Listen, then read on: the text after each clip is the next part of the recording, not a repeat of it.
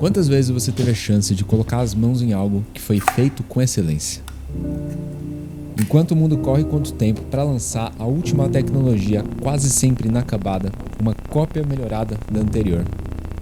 Essa marca enxergou a inovação com uma visão completamente diferente.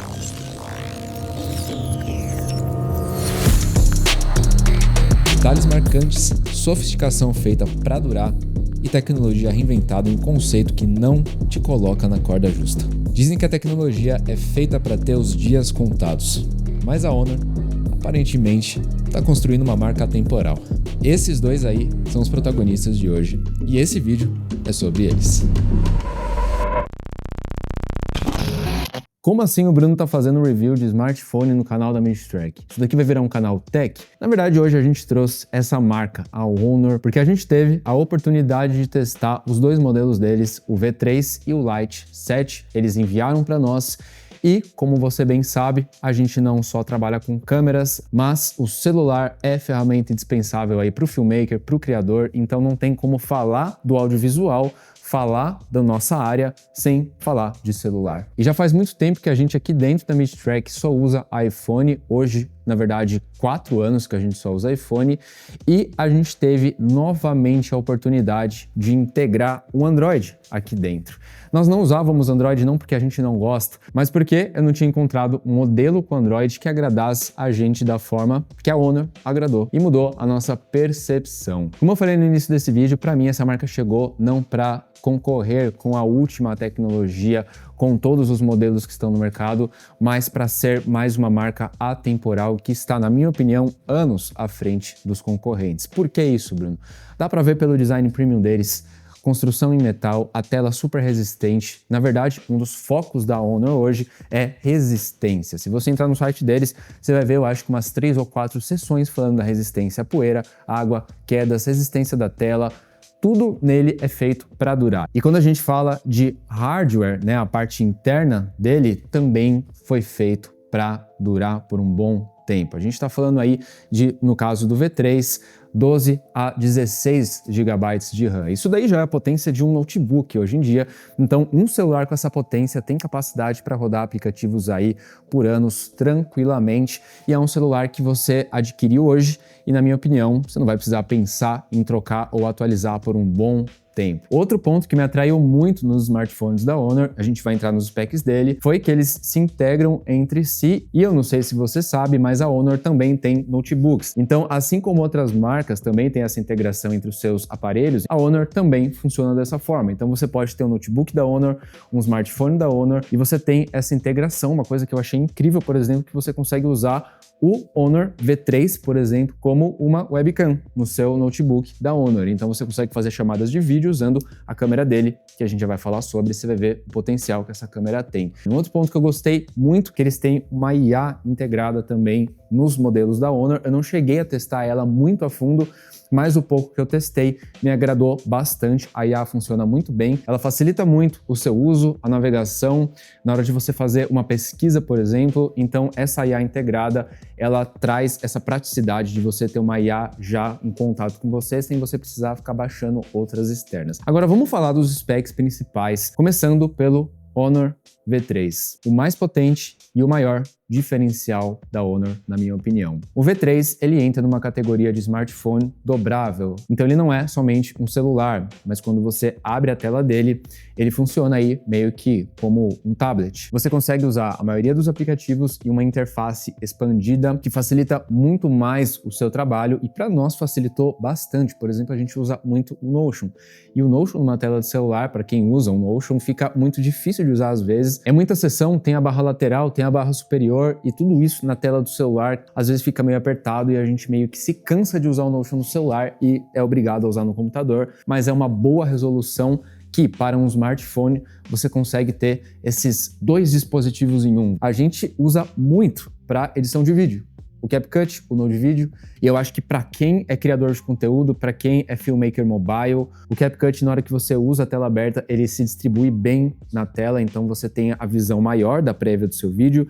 Na hora de fazer máscaras, de selecionar, de pintar uma área, você tem essa maior precisão, porque você está em uma tela maior e e você consegue selecionar áreas mais específicas. Para mim é um sonho do editor mobile, trabalhar com isso daqui, porque você ainda está no mobile, mas você está no mobile da telona grande. Principalmente o Node Video, que, na minha opinião, é extremamente mal otimizado para telas pequenas, né? Na hora que você tem que fazer máscara, você tem que ir com a caneta pintando, você tem que arrastar elementos que são minúsculos na tela, e para edição de vídeo não tem comparação com outros celulares, isso aqui ganha na tela. E não só na tela, o processador e a memória RAM desse modelo. Como eu falei para você, é absurdo, ele tem de 12 a 16 GB de RAM, o que, na minha opinião, para um smartphone hoje, assim, roda praticamente tudo, não teve nada que travou aqui, nada que deu uma leve travadinha. A única hora que eu senti que ele começou a puxar é na hora de usar o Node Video e editar um vídeo em 4K com efeitos visuais no Node Video. Mas daí você tá falando uma coisa que você faria no After Effects e que até no After Effects vai travar. Então assim, a gente puxou ele ao máximo. A gente sabe que o Node Video, edição 4K, é a coisa mais pesada que você pode fazer no celular hoje. Eu nunca vi processo que mais puxa a memória de um celular do que o Node Video, por isso que eu já joguei o mais pesado nele. Eu falei, vamos ver se aguenta. E aguentou, até porque ele vem com o Snapdragon 8 geração 3, que é um dos top processadores aí hoje, então por isso que ele aguenta tarefas muito pesadas. E quando a gente fala de processamento, não tem como não falar de uma coisa que puxa muito a memória e que muita gente aí gosta de fazer com o celular, que é jogar um bom jogo sem travar. Eu fiz o teste com um jogo mais pesado que eu conheço, que é esse que você tá vendo na tela. Eu peguei, baixei alguns jogos mobile, eu falei, eu vou colocar isso aqui para teste. Já fui no mais pesado, se eu não me engano, da memória do celular, ele instala 30 GB dentro da memória, é o peso de um jogo de computador. Eu coloquei esse jogo aberto e ele carregou tranquilamente. Foi coisa de rodar quase 60 frames por segundo. Eu não consegui ver quantos frames estava rodando, mas dava para ver na fluidez da tela que não era 30 frames, já tinha passado de 30, estava aí entre 40 a 60. Não travou, não deu nada de bug e eu tava com ele aberto e tinha outros apps em segundo plano, então eu não precisei fechar nada para usar ele. Usei ele tranquilamente. Agora a gente vem para o acabamento, e eu não vou falar só do acabamento do V3, mas eu vou trazer o Lite 7 junto. O acabamento dos dois é impecável, dá para perceber que a Honor, independente da diferença de valor entre um e o outro, se preocupou em dar o acabamento premium para os dois. O Lite 7, ele chega com acabamento que é assim, premium, com uma resistência premium, e quando você pega ele na mão, você desacredita que ele é um celular custo-benefício da Honor, vamos dizer, porque ele tem esse acabamento de celular de altíssima qualidade e durabilidade. E o V3 também carrega esse mesmo acabamento, com detalhes diferentes, é claro, mas dá para perceber no toque dos dois que eles são ultra resistentes. A área de trás aqui inteira em metal, as bordas aqui do celular, as laterais também são muito bem acabadas, nada de plástico barato, nada que vai quebrar. Olha esses takes que a gente fez deles, não é por causa da luz só, não é por causa do cenário, você vê a beleza, o design inovador, a sofisticação e como eles realmente parecem smartphones de linha premium. Ele traz esse ar de sofisticado, de moderno, de realmente posicionamento. Então, para mim, é um design que também te posiciona por causa da beleza estética que ele carrega. Ponto principal para a cor, né? Eles têm essa cor aqui um pouco mais um azul queimado, um verde queimado, não são cores vivas, então novamente trazendo esse ar da sofisticação, e toda a lateral dele carrega essa mesma tonalização azul em materiais diferentes. E eu achei que a pegada na mão fica legal, ó, ele tem uma tela grande. Eu tirei o V3 daqui para vocês verem na minha mão, é claro que vocês viram aqui no vídeo, mas para vocês verem aqui também como que é a pegada dele, o tamanho dele, ó, em comparação com o Lite 7, eles são praticamente o mesmo tamanho. O Lite 7 ele é um pouquinho maior só, né? Mas o V3 compensa esse maior quando você abre a tela dele e tem essa interface linda aqui, ó. Olha que bonito. Tá um pouquinho suja a tela dele, mas dá para ver como que é a interface. Eu vou desbloquear ele aqui também. E ó, a interface do Android fica inteiramente distribuída aqui. Então você tem os ícones, ó, tudo adaptável a essa tela aberta. Nada fica estranho, aquele expandido que parece que tentou se adaptar à tela, nada. Aqui, por exemplo, eu vou abrir o CapCut e olha como fica bem distribuído aqui na tela os elementos dele, ó. A tela fica aqui na lateral, a visualização, a prévia, e aqui na direita, a linha do tempo. Então ele distribui muito bem na tela aberta. Você tem essa edição em duas telas, vamos dizer. Na tela 1 aqui, a prévia do seu vídeo em resolução máxima, e aqui na direita, a linha do tempo importar e a barra aqui embaixo fica grande. Então assim, é maravilhoso editar vídeo nessa tela, é maravilhoso, é a melhor coisa possível usar o CapCut na tela do V3. E se você está preocupado se essa tela tem risco de quebrar ou de uma hora parar de funcionar, de tanto abrir e fechar, fiquem tranquilos, a Honor garantiu que essa tela aqui aguenta 200 mil dobras. Então ele foi feito para realmente durar, e 200 mil é uma coisa que você pode usar completamente despreocupado. Agora a gente vai para o Lite 7, que é considerado uma versão mais custo-benefício da Honor. Mas custo-benefício não quer dizer que ele não seja excepcional nas configurações. E eu começo falando do hardware dele. O Lite 7 tem opções de 6 GB até 12 GB de RAM. Qual que é o processador do Lite 7? Ele vem com o Snapdragon 6 geração 1, que mesmo sendo inferior ao Snapdragon 8 geração 3 do V3, ainda assim processou e rodou tranquilamente a maioria dos apps que eu usei. Para rodar o CapCut, tranquilamente também, eu consegui editar com o CapCut. 1080p foi o 4K. Quando eu comecei a adicionar mais efeitos, color grading começou a sentir um pouco mais na edição. O que pega mais é o processador do Snapdragon 6 para o 8. O 6 ele tem um pouquinho menos de processamento, mas para maioria dos apps ele roda tranquilamente.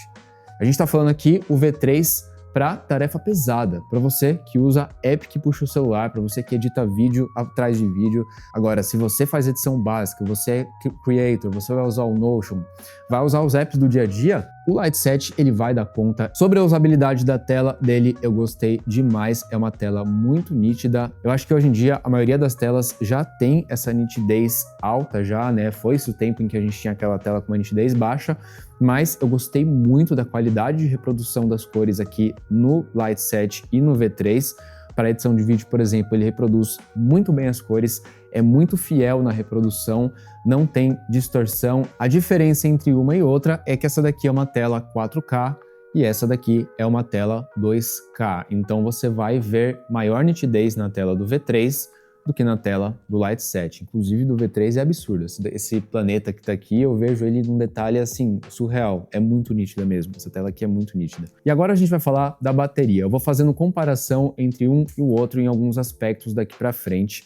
A bateria do V3, né, no site e na comparação 1 para 1, se você for olhar outras comparações, ela tende a durar um pouco menos que a do Lite 7. E um pouco menos é tipo assim, essa aqui dura de 1 a 2 dias, essa aqui dura de 2 a 3 dias, tá? Por quê? Porque o V3, é claro, ele tem duas telas, ele tem um processamento maior, então o Lite 7 acaba ganhando nesse aspecto da bateria, ele tem uma bateria de duração maior, de carga maior, e como eu falei, você consegue usar aí até 2 a 3 dias tranquilo. Eu, com uso normal, sem ficar editando vídeo, somente no uso do dia a dia, na minha mão durou 2 dias e meio.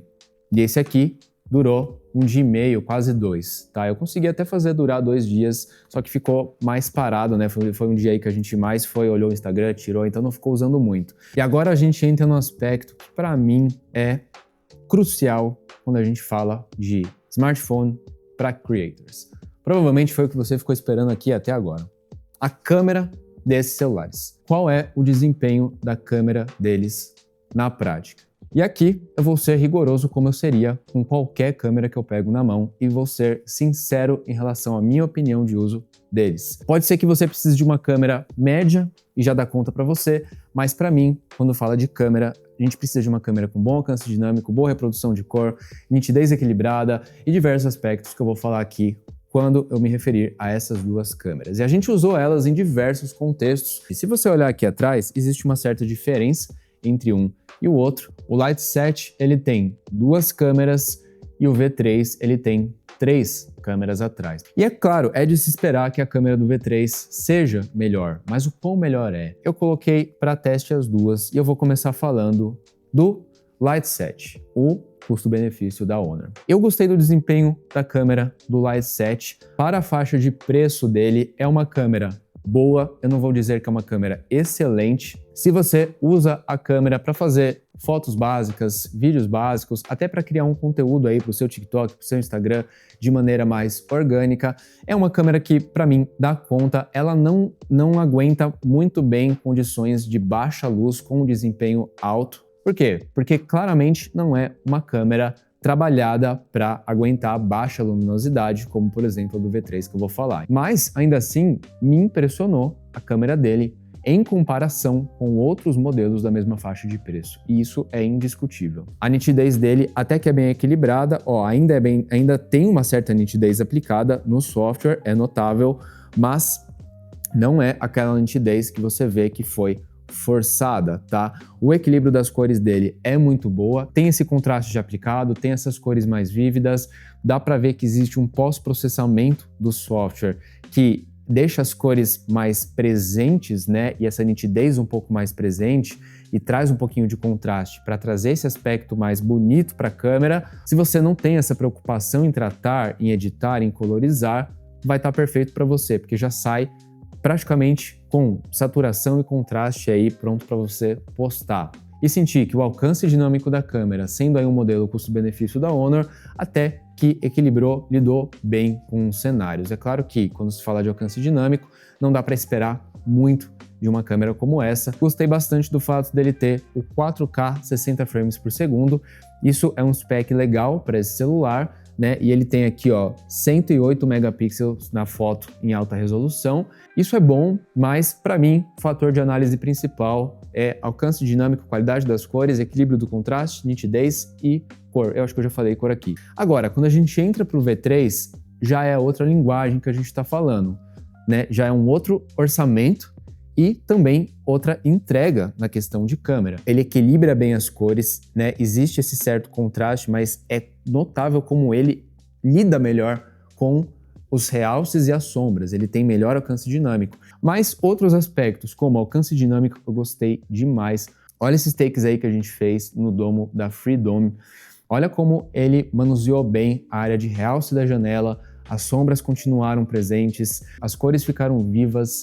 E a gente ainda tem, é claro, uma coisa que eu gosto muito do Android, que não tem no iPhone, o modo Pro para vídeo. Então no modo Pro para vídeo eu consigo aumentar a temperatura, ajustar o shutter speed, ter esse controle manual e com uma câmera que já é boa eu consigo um resultado ainda melhor. O que às vezes te entrega um resultado ruim não é a câmera do celular, eu sempre falo, é a péssima configuração da câmera e simplesmente se você usa o automático. E é claro que eu não podia deixar de falar desse recurso aqui, ó, o log. Poucos celulares hoje no mercado possuem o perfil de cor log.